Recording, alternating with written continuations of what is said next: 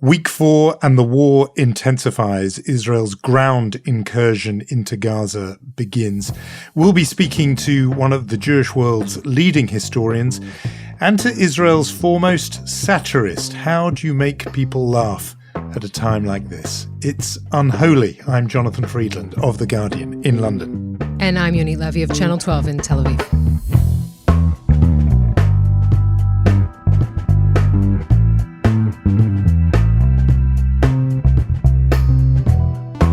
Unholy, two Jews on the news. As you said, Jonathan, we are at week 4, which saw the expansion of the ground incursions, the IDF forces now, according to reports, pushing deep into the Gaza Strip, encircling Gaza City.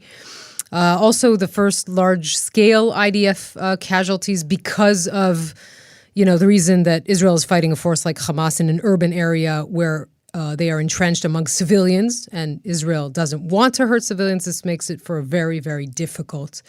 So a large number of Israeli soldiers dying in the last 6 days of this incursion. Of course, more than 1,200 Israelis murdered by Hamas in the terror attack of October 7th, 240 hostages held by Hamas, and reports in Gaza.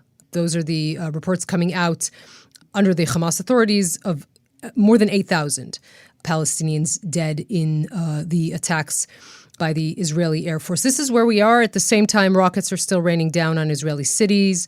Obviously, anti-Israeli demonstrations, anti-Jewish demonstrations really having an uptick this week. We will talk about that and more calls for a ceasefire. Israel still waiting to see what Hezbollah on the northern part of Israel is planning. A very important speech by the leader of Hezbollah, Nasrallah, on Friday, which is after we record. We should just say the only bit of news really on the Israeli end that wasn't distressing or just terrible this week was the fact that the IDF rescued from Gaza Ori Megidish, an Israeli soldier, a private, age 19 she is, and she was rescued alive and well, brought back to her family. Obviously, as we said, still 240 hostages held by Hamas.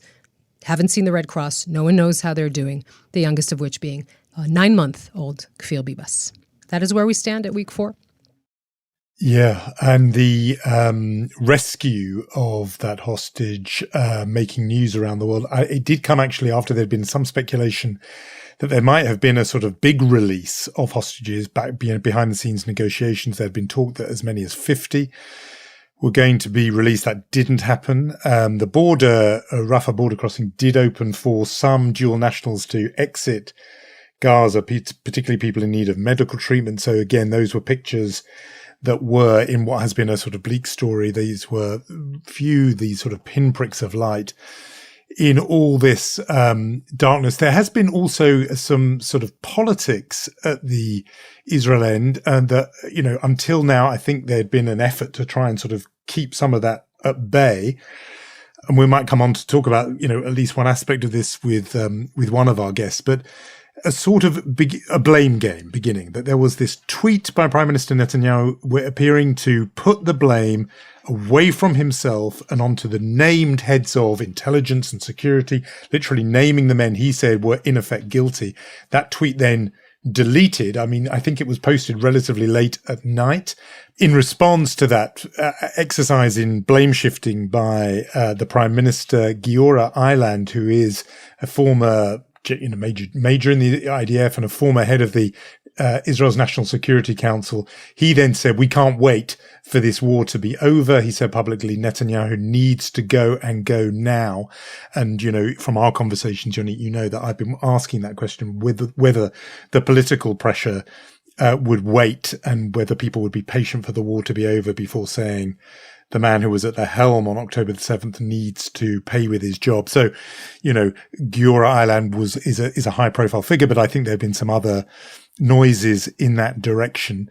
And then obviously the whole thing is being playing out internationally in a major way, with the allies of Israel facing off, in many cases, domestic pressure to qualify their support for Israel with conditions of different kinds, and at least with calls for there to be action on the humanitarian front. I thought it was noticeable that the spokesman for America's National Security Council put out a kind of campaign video, a sort of 2-minute video in which he almost, you felt he was addressing the Democratic Party base, saying more aid needs to get in. We're working with allies on the ground. We know that this is an issue. There's some, but there needs to be more. But the way it was done, it was edited with music and everything. It was sort of, it felt to me as if there was a decision made in the White House that they need to reassure particularly younger Democrats who tend to be more pro-Palestinian in their sympathies that, Joe Biden's support for Israel doesn't mean they are deaf to those calls. So that was an interesting bit of politics. And, it's going on all around the world like that. So even in this country, in Britain, the Labour Party lead under huge pressure to back calls for a ceasefire. People think he's going to be the next prime minister here, but he refused to budge on his position, which is no ceasefire yet, because Israel needs to have the time and space to finish the job in terms of eradicating Hamas as a military force. Yeah, I mean, as you mentioned, there's a lot of politics going on in Israel and in the U.S. So let's just unpack a little bit of what you said about what Netanyahu and his tweets, because I think this was a watershed moment. Now, we talked about the release or the rescue mission to rescue Ori Megidish, as Netanyahu is actually the one, giving the go-ahead for that mission. He's also tweeting a tweet that, ran through Israel, and he was slammed for it across the board, even inside his own party. He wrote, "Under no circumstances and at no stage was Prime Minister Netanyahu warned of Hamas's intentions. On the contrary, all the security officials, including the head of military intelligence and the head of the Shin Bet, assessed that Hamas had been deterred." So he's pointing the blame in the middle of a war of who is to blame for this situation of October 7th. This, as I said, really created an uproar in Israel. The reports that we had with the reporting on Channel 12 was that there was a sort of a rift between his family that was pressuring him to write this tweet and his advisors on the other side saying, no, you can't do this. You can't point fingers at the security establishment while it is at war. It took him about 8 hours, and he erased that tweet, and he apologized. Now, Netanyahu apologizing, Jonathan, is as rare as Netanyahu apologizing. Really, I don't have a better example. This is an extremely rare incident, and it shows you just how precarious his political position is. Yesterday night on Channel 12, one of the heads of municipalities in the south from the Likud said, "I am no longer part of this party, of the Likud anymore. I can't deal with them," because it's not only the security failure of October 7th and the operational failure, it's also the organizational failure, because the government can't take care of more than 200,000 Israelis who are now displaced and can't live in their own home in the south and in the north because of these threats and because of what happened. In terms of that vacuum, the 200,000 people, displaced people not being looked after, I've been getting lots of messages from people inside Israel marveling at the volunteer effort that has sprung up to fill that void. People have been saying, look, everything is bleak, but if there is one good news story here, it is the civil society that has come together.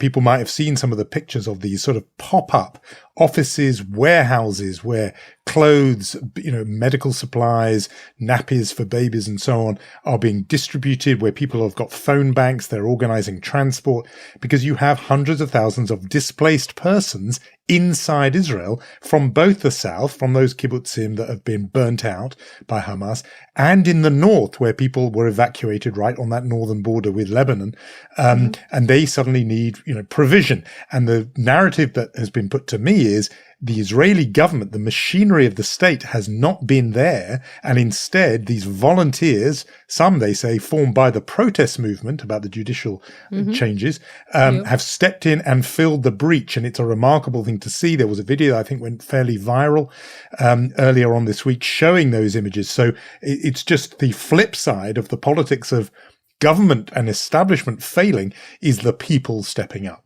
Yeah, I mean, and you've accurately described what's going on in my country better than I have. We've discussed this volunteer network on the first episode we did about the war, but really it is the only heartwarming part of what is going on here is the Israelis are really coming together to help each other, really, in the absence of a government that's functional and helping them out.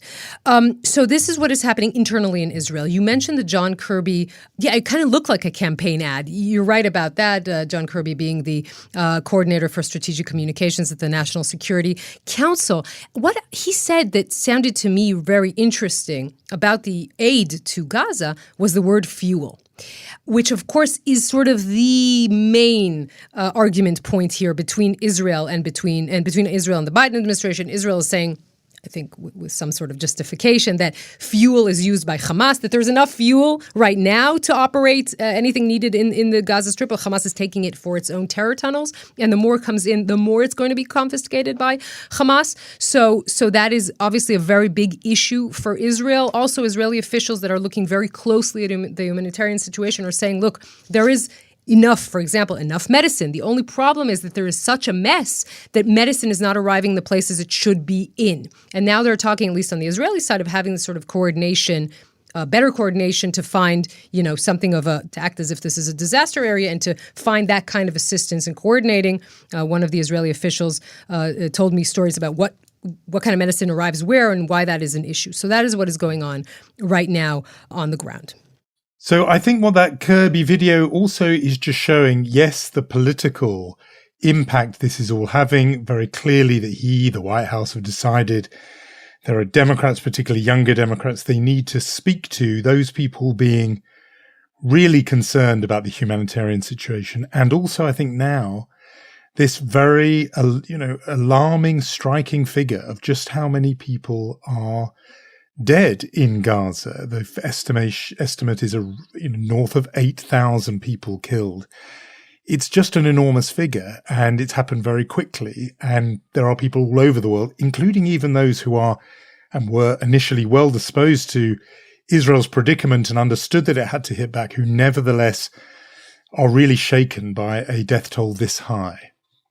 It definitely is the case that the Biden administration is saying to Israel, we're with you completely on the objective to destroy Hamas. We need you to be as careful as possible. Of course, Israel is also saying we are killing Hamas terrorists, but the United States is saying you need to be as careful as possible by not hurting civilians. That is sure. Israel is attempting to do that. Obviously, war is a very complicated thing.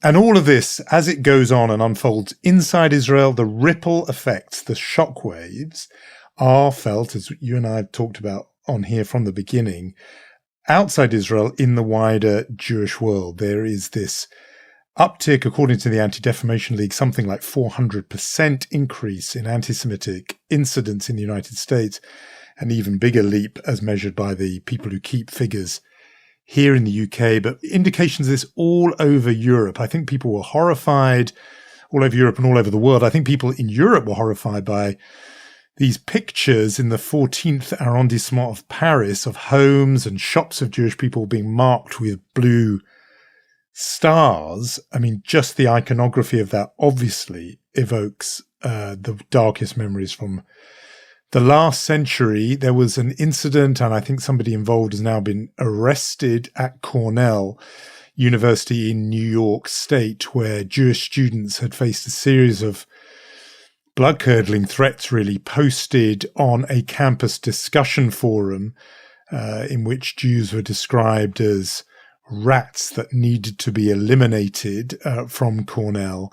And the warnings there that Jews were fearing for their safety. I think the university authorities have now suggested or instructed that classes will be cancelled on Friday so that everyone can kind of take a breath. I mean, there's more and more of this going on.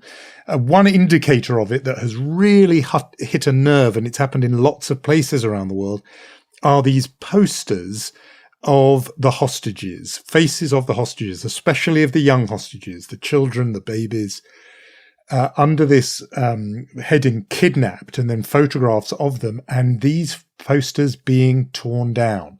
It's happened all over. There's videos, again, of people being caught tearing them down.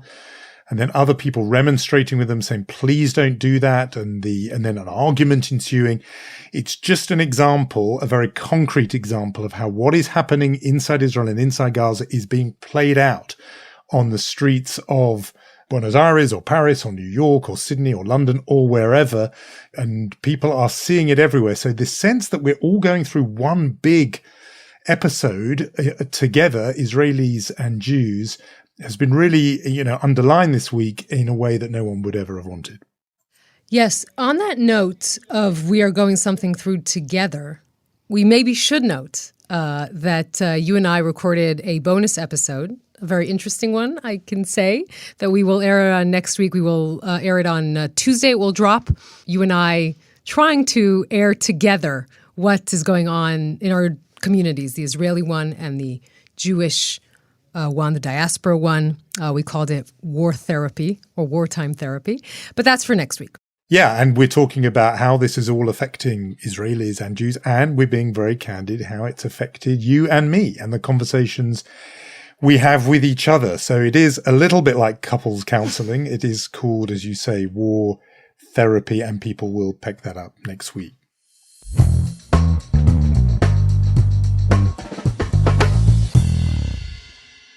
We are talking on this episode with two fascinating people. Later in the program, a man who has been running for 2 decades, the most popular show in Israel, which is also a satire program, which has also been back on air last week, Eretz Nehederet, a very famous satire program here in this country. We want to hear from him how to actually do this kind of satire in a time like this. That's Muli Segev, and that's coming up later. Right now, we want to talk to someone who is really, I think, uniquely positioned to talk to us about what is happening in college campuses, particularly in the United States, why Jewish students are not safe, why this is happening, and what to do about it. Simon Sebag Montefiore is an acclaimed historian and biographer, author of Stalin and Jerusalem, a biography. He joins us now having written a piece for The Atlantic, which has caused a lot of interest around the world. The headline is "The Decolonisation Narrative is Dangerous and False." The piece talking specifically about Israel-Palestine. Simon Sebag Montefiore, really good to have you on Unholy. Thanks for being with us. I think it would be really helpful just to walk people through this argument, because even hearing that word, decolonisation, for some people listening to Unholy, I think they'll think, well, hang on, how does that relate to Israel-Palestine? So as close as you can, because it's a long, really thought through historical essay, what's the argument you're advancing that relates to Israel-Palestine on the one hand and decolonisation on the other? Well, I think to start from the very beginning, I approach this from this position. I believe that it's essential that there is, a strong Israel and a strong Palestine state created as soon as possible, and as soon as that is a viable proposition. I mourn the civilians slaughtered in Israel by Hamas, but I also mourn the Palestinian civilians killed in Gaza, and every one of those I mourn as I mourn the Israelis. So that's the first thing to say at this moment. But much of the historical narrative over the last 15 years has increasingly been founded on an ideology, a narrative, call it what you will, a system of history, which regards Israel as an illegitimate sort of growth on the world community that is an imperial colonialist entity, and its people are settler colonists, and that those people have no rights as people. They are illegitimate people who should not be in Israel. And much of the justification for what's happened with Hamas has been based, among apologists in the West, has been based on this ideology. And over the last 15 years, this has become the accepted version, in a way, the sort of default position. And many of the books you see recommended now mention this phrase, settler colonial settler colonialists. Many of the justifications for Hamas as a resistance movement have been based on this concept of Israeli civilians not being normal civilians, but being somehow ripe for slaughter, deportation, because they are this strange phrase, settler colonialist or settler colonialist. And you see this on many respectable histories now. You see it in many respectable academies. You see it on the posters of people who are apologizing, denying, and justifying Hamas atrocities. And for about 15 years, I've been watching this and thinking, like, you know, this bears no resemblance whatsoever to the real history, either of the creation of Israel or of the Palestinian tragedy. And so this week, I finally thought, enough already. You know, one needs to analyze this and just go through the points of this decolonialization narrative and just show that it isn't based on real history. It's sort of zombie history, sham history. And what we actually have in Israel-Palestine is two just ethnic narratives, cultures, communities, who both entirely are legitimate nations that need legitimate states. And that is the basic point of this essay that I've written. I love that you call it zombie ideology. You write in your piece that this sort of new leftist analysis, you call it, as sort of taken over, replaced the traditional universalist leftist values, decency, respect for human life. And I wonder how we got here. I mean, how did we get to this point where intellectuals, you hear people like Judith Butler, right, saying that Hamas and Hezbollah are social movements and part of the global left? I mean, these are supposed to be educated people, intellectuals. Like, how did we arrive at this moment that you're actually arguing with people? Can you just condemn the murder of children? How does that possible? That's right. I mean, that's what really led me to write the piece, because, of course, you know, it's just an extraordinary thing that there's an ideology that has introduced this kind of mad indecency and lack of moral base in very educated people.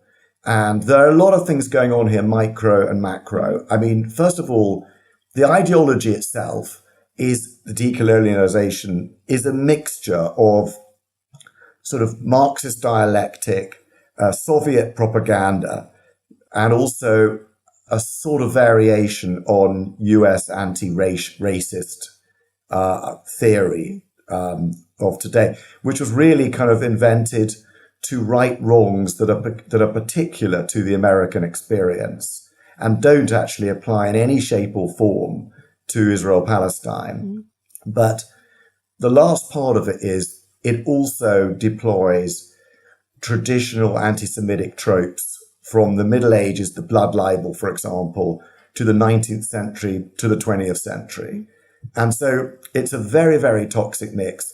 How did it get here? I mean, partly this is because in our universities, in our NGOs, in our anti-war crimes humanitarian foundations, we have just people have taken their eye off the ball and have just, in an effort to introduce equality and equity in our institutions, we have handed over these institutions often to activists who, for whatever reason, we have farmed out, and they have kind of accepted a menu of ideological positions, some of which are very admirable, and some of which are preposterous, and this is the latter.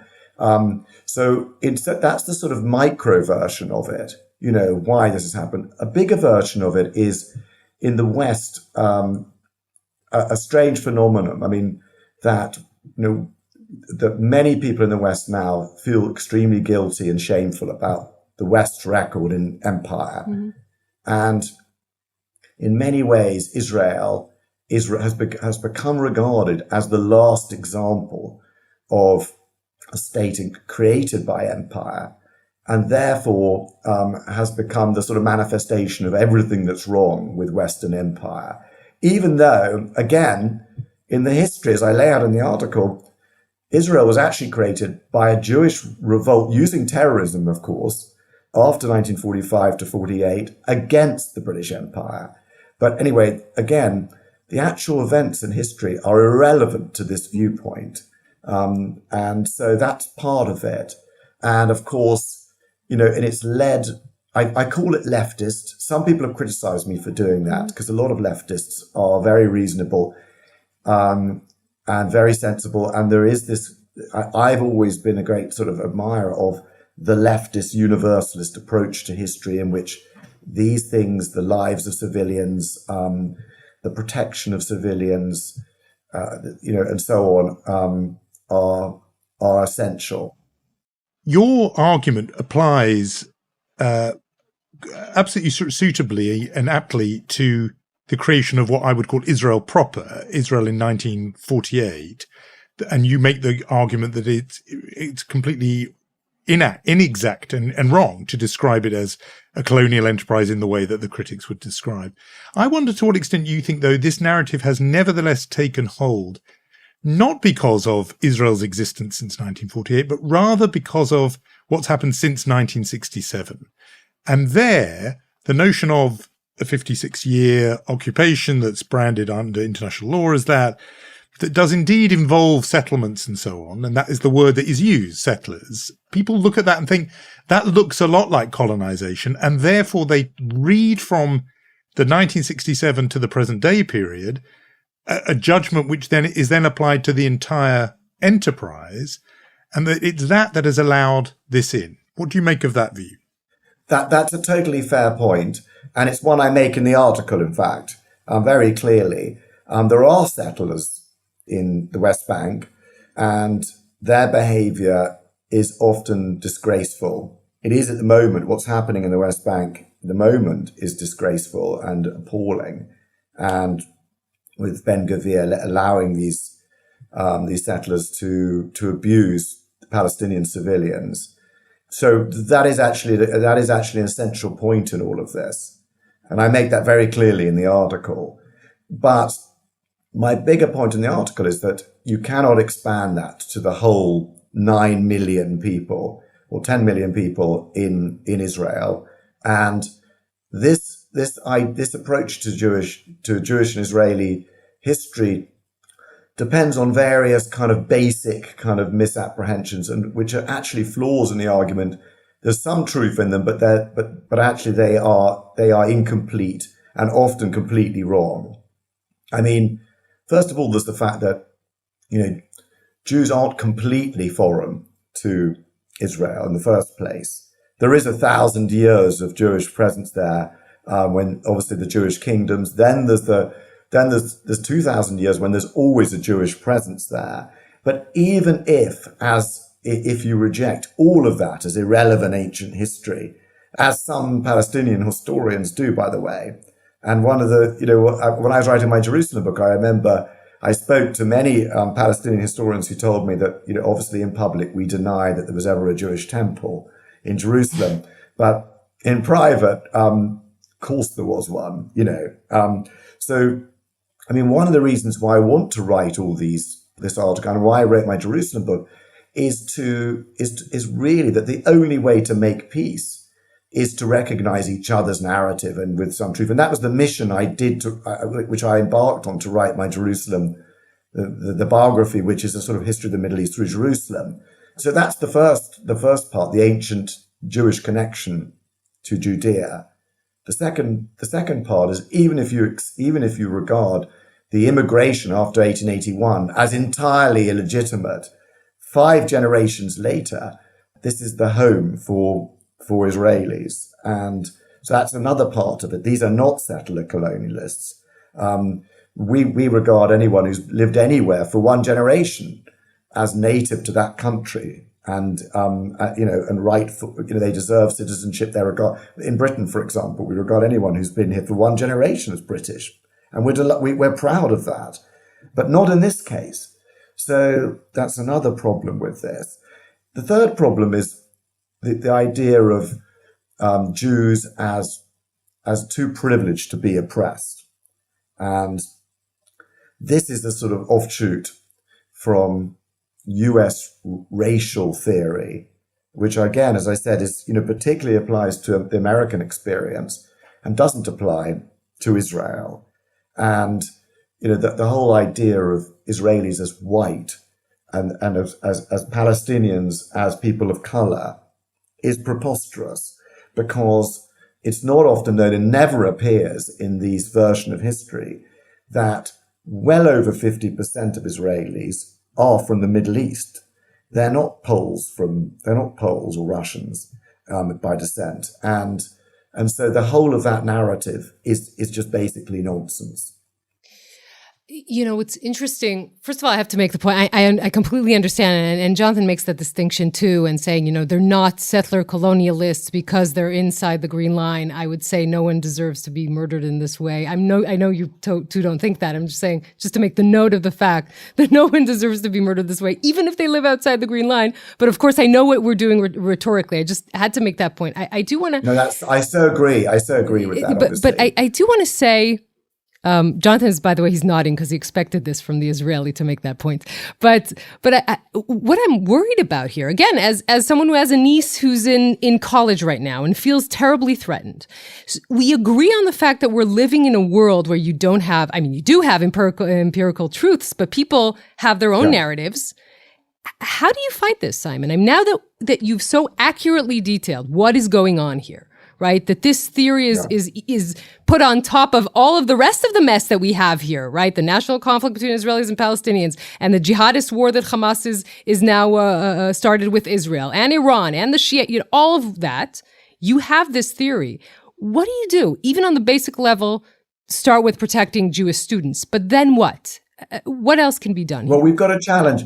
Well, I think the biggest point about this is, what you start, just to go back to where you just started that question, is, even if everyone were settlers and colonists, no civilians deserve to get massacred, mutilated, kidnapped, raped, and beheaded. So that goes without saying. Though again, I do say that in the article because it has to be said. But more than that, this dehumanizes Israeli civilians, and more than that, it actually is a particularly stupid and pernicious view, because it rules out a peace process ever. If Israelis are all illegitimate and therefore ripe for slaughter or deportation, and that they are all settler colonialists, you cannot negotiate with these people, and that means there'll never be a Palestinian state, and therefore that's why it's a particularly pernicious an extreme and maximalist and eliminationist view. But how to counter it? First of all, American universities have to do better.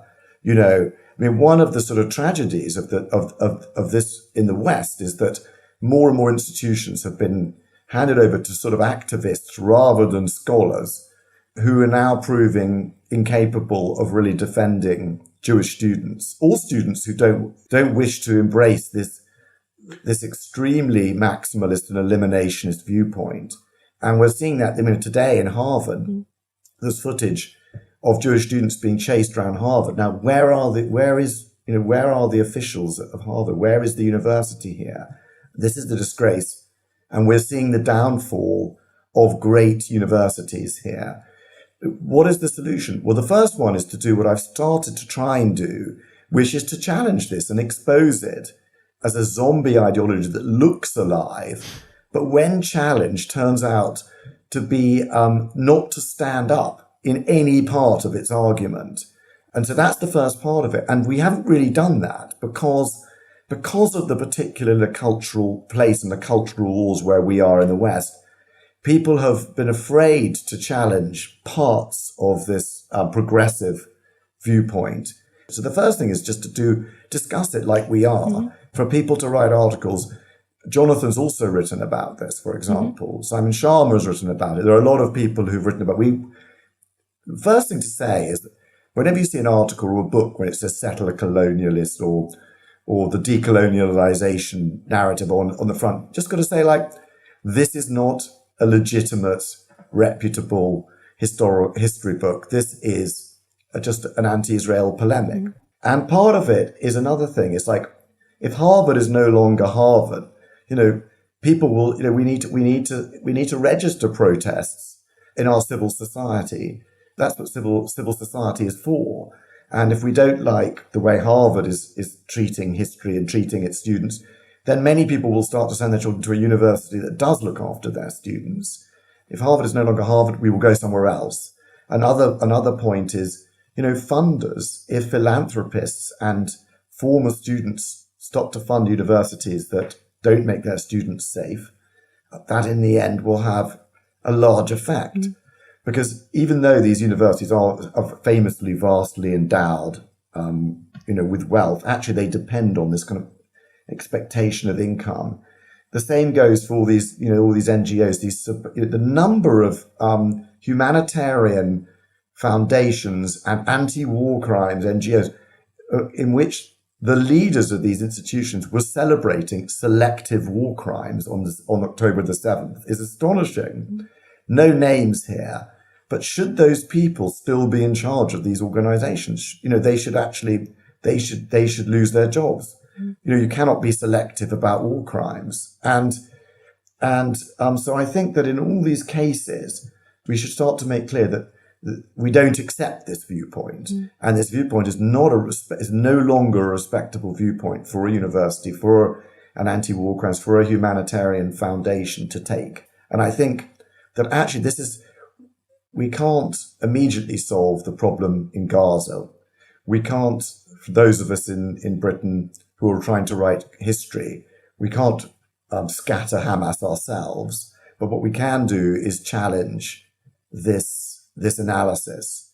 And at the same time, as campaigning against the many injustices that Palestinians do suffer and that are entirely right to draw attention, the disgraceful Israeli government at the moment, the disgraceful actions of settlers in the West Bank at the moment. All of these things are things that we should draw attention to. But at the same time, we should not draw attention to, we should not support this zombie ideology. You say you sitting in London, you two can help us scatter Hamas. We need all the help we can get. You can try if you want.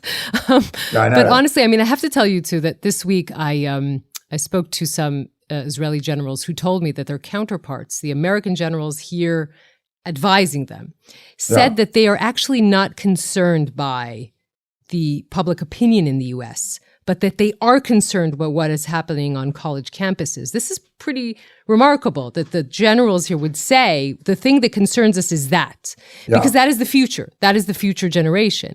And it seems so lost. I'm heartened by what you're saying, Simon, about, yes, you have to make it clear that students have to be safe. And if not, we're going to, deal with the endowments and deal with how the institution itself does. But in the sort of deep sense, when you look at it closely, you sort of lose, I don't want to say hope in humanity, that would be a bit gloomy, but this is the next generation and this is what they think. It's terribly depressing. Well, students are always very attracted by extremism and very attracted by violence and revolution. So, we don't have, it's not such a surprise that students are espousing loopy views. Mm-hmm. But obviously, it is extraordinary that you have Western students at expensive universities who are advocating the slaughter of 10 million civilians. And that is extraordinary. And something, again, needs to be challenged and should be challenged by the leaderships of these universities. The leadership of places like Harvard have actually been extremely slow and obfuscating and reluctant to really take these things on. And we need to appoint brave people people who show a bit of bravery and a bit of respect for the values of civil society in a liberal democracy. And if they don't, we need to appoint other people. Before we let you go, another word that has been used much, much more plentifully in this period than I ever remember, loosely thrown around as if it's just an obvious, is the word genocide.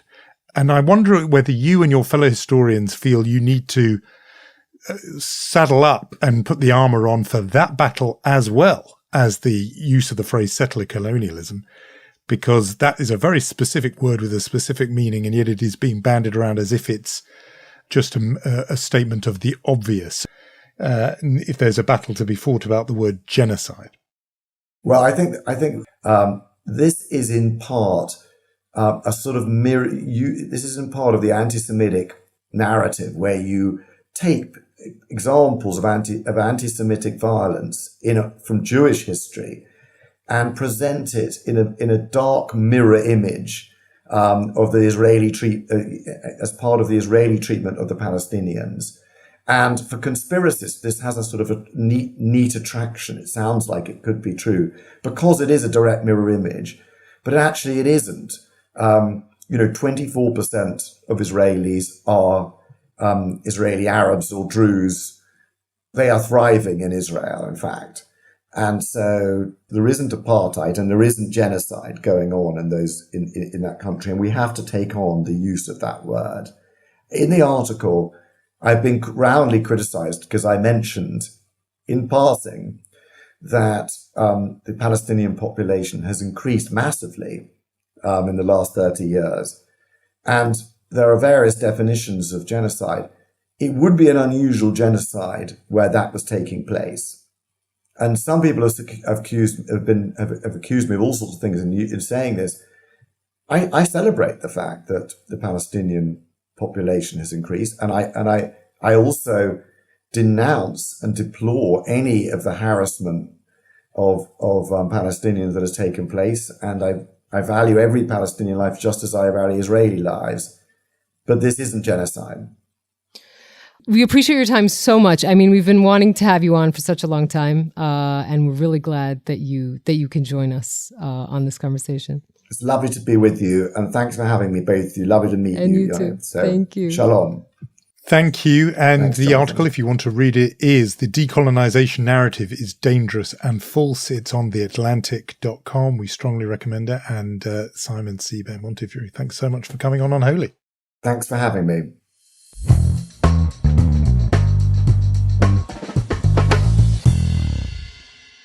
A very clarifying piece that Simon Sebag Montefiore wrote, and I think that was a clarifying conversation. I think this point about the decolonisation narrative is where the debate is moving, and we need to be alert to the points he made, especially this, to my mind, key thing, which is the branding of all Israelis as this category that has been essentially regarded now as sort of less than human, which is the settler colonial or the colonial settler.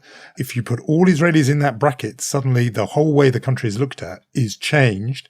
And you know, it's an important shift that I think he's identifying. Yes, and I found it very interesting what he said about talking to university donors. If the universities can't make these establishments safe for Jewish students, then maybe they will understand other ways that they should do that. And normally, I think that would be our big sort of conversation of the week. But this time, because these are extraordinary times, we are having two. And this is prompted by you sending a message to me and saying, you won't believe it, but this landmark show on Israeli TV has come back earlier than in a way people might have anticipated. Landmark show, which is, of course, Israel's #1 satirical program. Eretz Nehederet, or in English, It's a Wonderful Country, is often described as Israel's Saturday Night Live. So in that regard, Muli Segev is the Israeli Lauren Michaels, the show's creator, executive producer, and showrunner for the past 21 years. Eretz Nehederet, you must know, is incredibly popular in Israel. The whole country watches it. Last week, they aired what I assume is their most difficult show yet. What made it splash around the world was the BBC skit. We want to talk about that and a lot more. Muli, thank you so much for talking to us today on Unholy. Thanks for having me. We're very happy to have you. And a few years ago, you spoke to Malcolm Gladwell on his Revisionist History podcast. This is what he said about your show. He said it goes further than the kind of TV satire that we have in the US or the UK, maybe because the stakes are so much higher in Israel. Maybe in a country with a tortured history, suffering under constant threat, the boundaries that satire needs to push up against are more real. I think this has never been more true than last Wednesday when the show came back while Israel was still reeling from the massacre of October 7th. Talk us through the decision to try and make Israelis smile when absolutely nothing is funny. You know, throughout our 20 years run, we were on the air during a lot of traumatic events, wars. Even during COVID, we never missed a show, because we truly believe that comedy and laughter is one of the best cures for anxiety and fear. It's an old Israeli secret. It's an old Jewish secret. Laughing at the face of death. That's our trick along the years. So in Israel, whenever there is a traumatic event, we need to laugh about it immediately. Even after elections, which for some people are traumatic events. As you well know, we go on the air like half hour after the exit polls.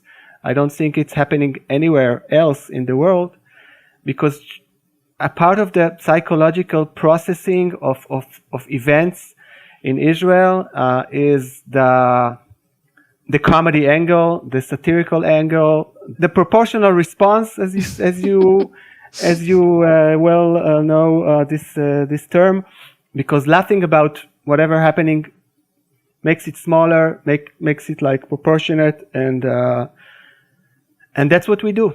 So I'm interested in this word you said, immediately, because even within that there is soon and then there's too soon. Yeah.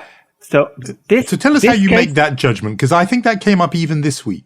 Yes, this case was different, because it's not only anxiety and fear that we had to tackle. There's also grief, and the country was deeply in grief for 2 or 3 weeks, and we couldn't even think about, doing something like that. And we had a lot of processing to do. I put my writers on Zoom meetings immediately after what happened, not for doing a show, just for talking about it and trying to find something sane to say about everything.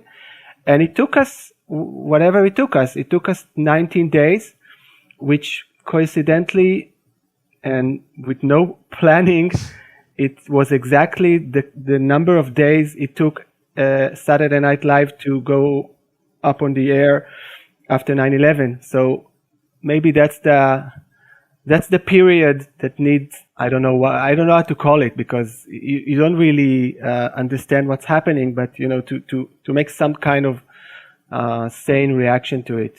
And then you had a similar decision to make with a broadcast, I think, that was just going to go out on Wednesday of this week and then was postponed. Just talk us through what happened.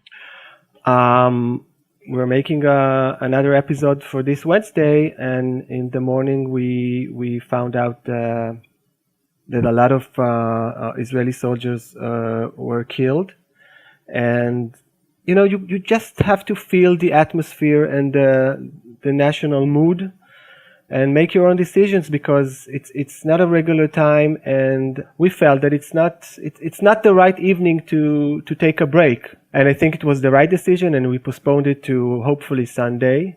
But even in the first last week, in the first show after the war started, it wasn't a clear-cut decision. We were debating it, and there were voices who told us that it was too soon or inappropriate. But also a lot of people approached us and said that they really need it. They need this break from the news to feel sane and normal again for half an hour. And the show was very well received, so it was the right decision last week, and I think it was the right decision this week not to go on the air.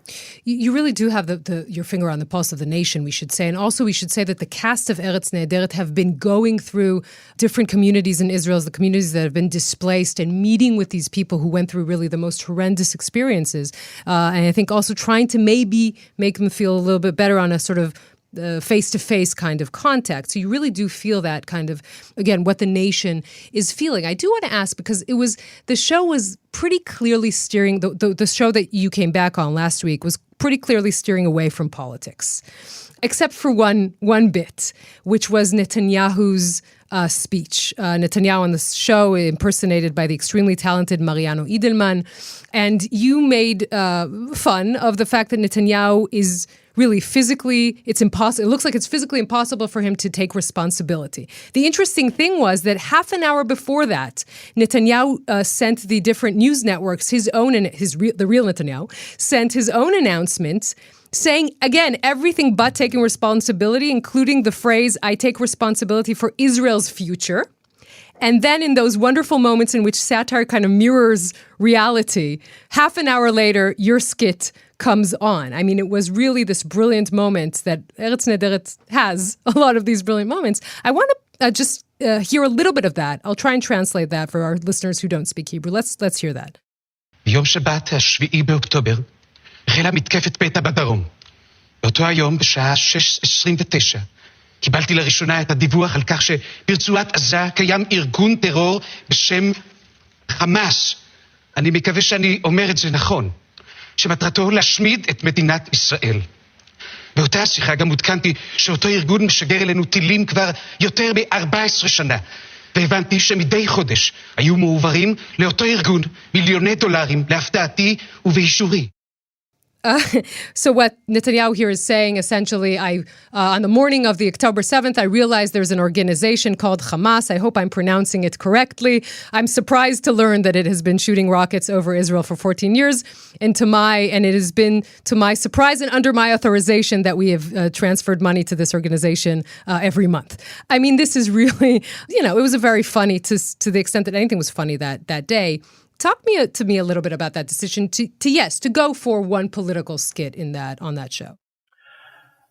We were debating that too, because the show is very political on regular days, but this time we felt that the country needs more uplifting materials and not dwelling on the debate, the political debate.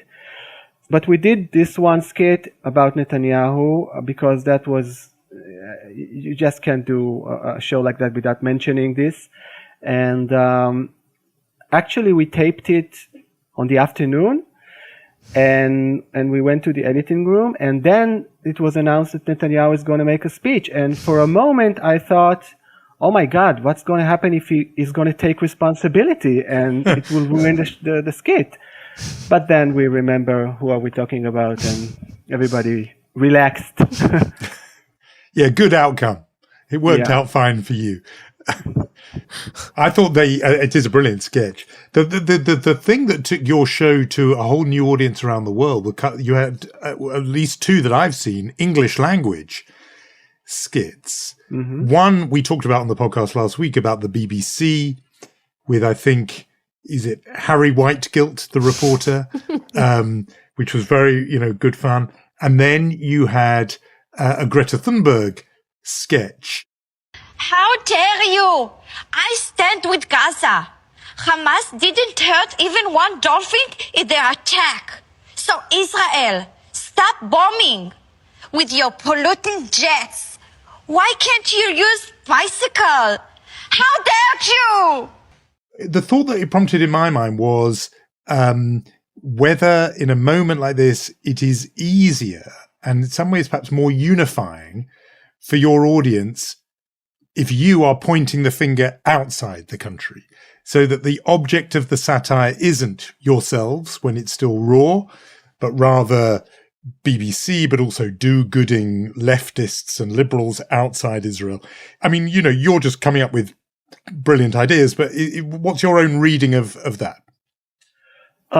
Naturally, in these times, it's not harder. I don't think we really want to, dwell in the internal conflicts, which we deal with all those years. And the show deals almost exclusively with internal affairs.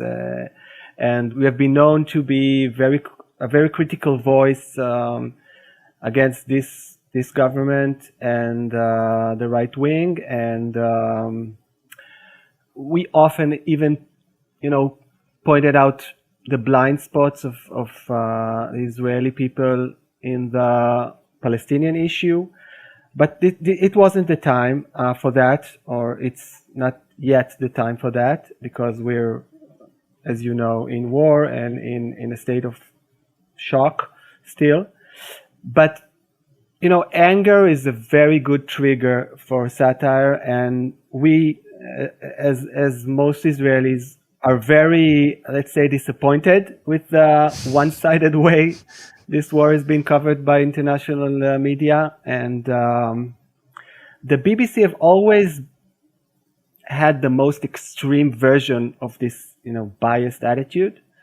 So it was clear that we're gonna approach that. And the hospital bombing incident was such a good example of even the most established media outlets like New York Times and the BBC rush to conclusion so quickly when it comes to Israel. So it was like a sketch that writes itself, It's really amazing that they call themselves journalists and they gather information from I won't say terrorist organization because they won't even call Hamas a terrorist organization, but they're so credible, and they take their numbers and their facts like no questions asked. And for us, it makes us very angry, but it's also ridiculously funny.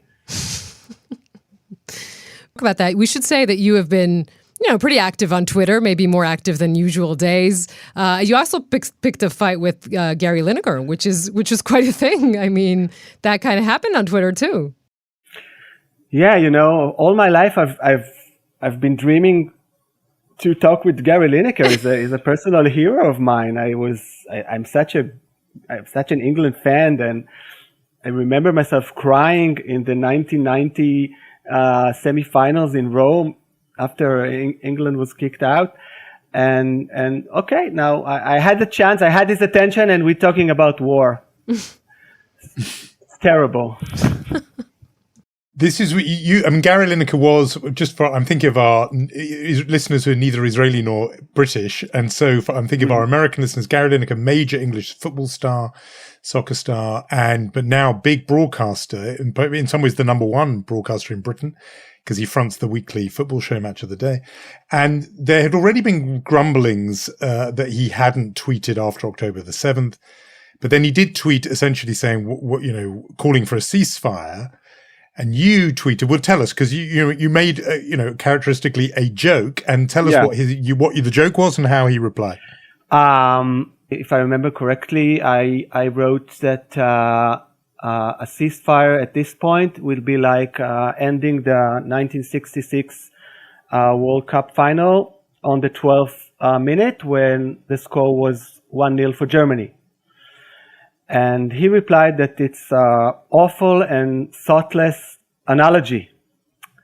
So I replied that I totally agree with him, because for us it's not a game. It's our life. Our life is at stake, and I don't remember exactly what I wrote, but yeah, for us it's not a game. Maybe for you guys in England, when you have to have an opinion about everything and you call for a ceasefire, you don't really understand what it means to us, and it's really amazing that people got this obligation for an opinion about something they know nothing about, and calling a ceasefire. Would you call a ceasefire on World War II before you defeated the Nazis? We can't get a ceasefire with people that swore to wipe us off the face of the planet. It's I don't know. For me it's ridiculous, but it's also very sad. By the way, you wrote, for us it's not a game. We're fighting for our lives here, and we'll appreciate your support. I think that goes beyond Gary Lineker for sure. But this is an interesting conversation, because in other countries, Muli, like people who are the executive producers of the satire show are probably going to be very, woke. They're going to be very sort of on the progressive woke side. And it kind of looks like, especially with the Greta Thunberg sketch, that you are, I don't want to say going against your people, but, going against the satire crowd or satire people around the Western world. I don't think so. I think that satire and the woke people are enemies. And I know that for a fact, that they're just scared of them. Because generally speaking, woke movement has castrated comedians in America and Britain for too long, and it starts to backlash in recent years. It's impossible to be funny when you're constantly worried about offending somebody, and these people have lost the ability to take a joke, and it's ridiculous. But on a more serious note, I think that one of the things that became so clear in the past 3 weeks that there is nothing liberal or progressive about these people. What we see on campuses in America is horrifying. It's disgusting. Students and professors that openly supports massacre of civilians. Actually, in our next show that will hopefully air on Sunday, we have another English language skit about 2 students that, the one that rips off the hostages posters. And I won't tell you exactly what's going on, but they go to Columbia Yosemite. That's the name. I've been speaking to some well-known comedians, Jewish comedians in America, and I found them terrified, and I think they have what they called an identity crisis, because they feel betrayed by the people that they thought were their friends, their colleagues, their role models. Something went very, very wrong with the moral compass of those so-called liberals and in America and in UK also. I think that's really fascinating, because you are another example. There are many other examples of people in fields that are used to being critical of authority and having allies and comrades. In your case, it's satirists around the world, and suddenly feeling you're out of step with them. You're a version of what I think novelists have gone through, scholars, historians. There's a version of this in every field, I think, where particularly fields that tend, I think, like Yonit was saying, that tend to be sort of liberal. So it's a wider phenomenon, I think, that you're part of. And that's, it's informed your comedy. I just thought of what I was been meaning to ask you, which is, even before now, you mentioned that one thing Israeli humor, Jewish humor have in common is laughing in the face of tragedy. Definitely. But in general, before now, Jewish humor, Israeli humor, are they similar? Are they different? Where's the meeting point between them? Wow. Oh my God. That's He does that. Jonathan does that. He asks that question, and when you're completely stumped and now you're like, I don't know. Okay. It's a whole new show. It's a whole separate show. Jonathan. I have to think about it. It's the same difference as Jewish comedian and Israeli comedians. We're a lot more brutal and raw and not PC or whatever, because we deal with harsher realities. But the basic, we come from the same origin. When I see a Jewish American comedian, I identify immediately with a lot of things, a lot of feelings and the psychologic of it. But we are different. We are very different. Hey, we had a whole podcast dedicated to "We Are Different," so you're really you're really in the motto here. Muli, this definitely, it's our 21st season, which was supposed to be opened up. I think, needless to say, will be completely different than any other season you've done so far, right? I mean, just in anything, every tone, everything will be under the shadow of this event. Yes, unfortunately, it's ironic that when we, last season was a very, very hard season for us, because we dealt almost exclusively with the judicial overhaul, and it was a very tough time in Israel because of the divide in the nation, and it was hard. So when we started to develop this season, I said to the writer, "Oh, I wish we can make a season where we just gonna be funny, no politics, just fun and funny and crazy stuff." And it's not gonna happen. But yes, I think that the show is going to be different. The whole country is going to be different in the shadow of these events. Israel is a very upbeat and happy place. It's weird, but it is. And I think we're going to enter like a melancholic period. There are a lot of things that will change. I don't know if you know the number one hit, Jonathan, in Israel last year was a song called "Chilling in the Kibbutz." No one's going to play this song again, and a lot of other songs. Yeah. Melancholic is a very good word for the mood across the Jewish world at the moment, Muli, I think. Rightly so. Which means we will need you guys even more. Because yes, we'll be funny. Well, you don't expect the news to be funny. So, I mean, you're going to have to hold up your part, my friend. Muli, you not only are we really so happy that that you came on, also you win the intransigent guest of Unholy of all time. It just took me 2 years to convince you to come on our show. So we are very grateful that you did. And it was thank you. It was really good to be reminded of how important you are for this country. Thanks a lot, Muli. Thank you. Thanks. Thank you, Muli. So often the case that the jesters, the clowns, the comedians are the wisest and in some cases often the most sober and sort of somber voices. And like I said to him, I thought melancholic is really perhaps the word of the age of this period we're in, and he nailed it.